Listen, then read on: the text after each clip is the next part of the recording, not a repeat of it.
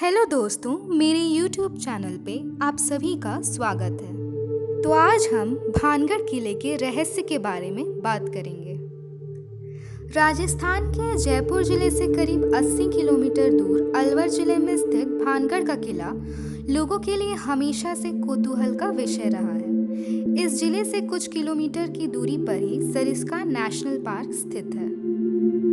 किले में कई मंदिर भी हैं, जिनमें भगवान सोमेश्वर, गोपीनाथ, मंगला देवी और केशव राय के मंदिर प्रमुख मंदिर हैं। इन मंदिरों की दीवारों और खंभों पर की गई नक्काशी से अंदाजा लगाया जा सकता है कि यह समूचा किला कितना खूबसूरत और भव्य रहा होगा।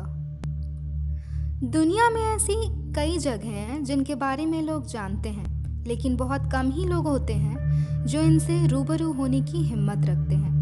जैसे हम दुनिया में अपने होने या ना होने की बात पर विश्वास करते हैं, वैसे ही हमारे दिमाग के कोने में रूहों की दुनिया के होने का भी आभास होता है। ये अलग बात है कि कई लोग दुनिया में इसे मानने से इनकार करते हैं, लेकिन अपने तर्कों से आप सिर्फ अपने दिल को तसल्ली दे सकते हैं, दुनिया की हकीकत को नहीं बदल सकते।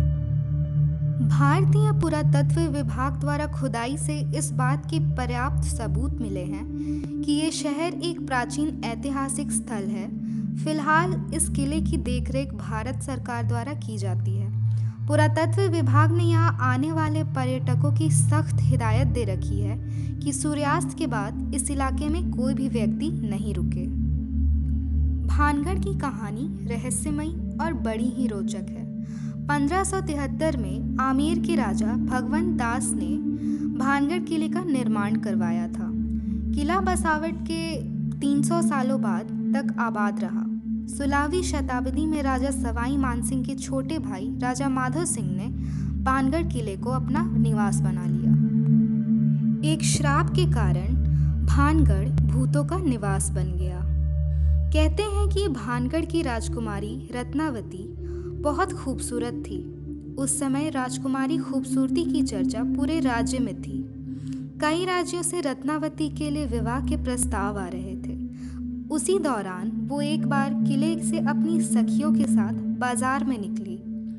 बाजार में वह एक इत्र की दुकान पर पहुंची और इत्र को हाथ में लेकर उसकी खुशबू लेने लगी। उस समय दुकान से कुछ दूरी सिंधु सेवड़ा नाम का व्यक्ति खड़ा होकर राजकुमारी को निहार रहा था। सिंघिया उसी राज्य का रहने वाला था और वह काले जादू में महारथी था।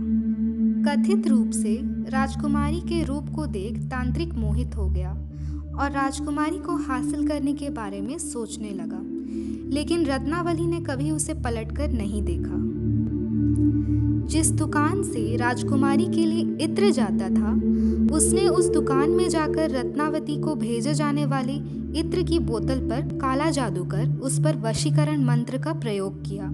जब राजकुमारी को सच्चाई पता चल गई तो उसने इत्र की शीशी के पास ही पत्थर फेंक दी। इससे शीशी टूट गई और इत्र बिखर गया। काला जादू होने के कारण पत्थर सिंधु सेवड़ा के पीछे हो लिया और उसे कुचल डाला। तांत्रिक तो मर गया, लेकिन मरने से पहले उसने श्राप दिया कि इस किले में रहने वाले सभी लोग जल्द ही मर जाएंगे और दोबारा जन्म नहीं लेंगे। इनकी आत्मा इसी किले में भटकती रहेगी। आज 21वीं सदी में भी लोगों को इस बात को लेकर भय है कि भानगढ़ में भूतों का निवास है।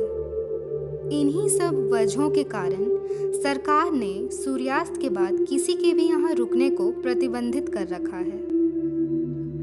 आगे की कहानी यह भी है कि उस तांत्रिक के मौत के कुछ दिनों के बाद ही भानगढ़ और आजमगढ़ के बीच युद्ध हुआ, जिसमें किले में रहने वाले सारे लोग मारे गए।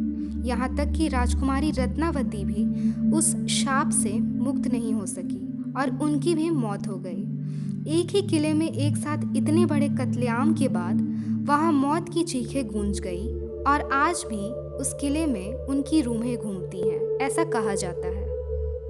फिलहाल इस किले के चारों तरफ आर्कियोलॉजिकल सर्वे ऑफ इंडिया की टीम मौजूद रहती है। उन्होंने सख्त हिदायत दे रखी है कि सूर्यास्त के बाद किसी भी व्यक्ति को रुकने के लिए मनाही है। इस किले में जो भी सूर्यास्त के बाद गया है वह कभी वापस नहीं आ सका है। कई बार लोगों को रूहों ने परेशान किया है और कुछ लोगों को अपनी जान से हाथ धोना पड़ा है। इस किले में कत्लेआम किए गए लोगों की रूहें आज भी भटकती है। कई बार इस समस्या से रूबरू हुआ गया है। एक बार भारतीय सरकार ने अर्धसैनिक बलों की एक टुकड़ी वहां लगाई ताकि इस बात की सच्चाई को जाना जा सके, लेकिन वो भी असफल रही क्योंकि कई सैनिकों ने रूहों के इस इलाके में होने की पुष्टि की थी। इस किले में अभी भी आप अकेले होंगे तो तलवारों की टंकार और लोगों की चीखों को महसूस कर सकते हैं। इसके अलावा वहाँ के स्थानीय लोगों के द्वारा यह भी कहा जाता है कि इस किले के भीतर कमरों में महिलाओं के रोने या फिर चूड़ियों के खनकने की भी आवाज़ें साफ सुनी जा सकती हैं। किले के पिछले हिस्से में जहाँ एक छोटा सा दरवाज़ा है, उस दरवाजे के पास बहुत ही अंधेरा रहता है। कई बार वहाँ किसी के बात करने या एक विशेष प्रकार के गंध को महसूस किया गया है। वहीं किले में शाम के वक्त बहुत ही सन्नाटा रहता है और अचानक ही किसी के चीखने की भयानक आवाज़ इस किले में गूंज उठती है। तो दोस्तों, मैं उम्मीद करती हूँ कि आपको ये वीडियो पसंद आई होगी।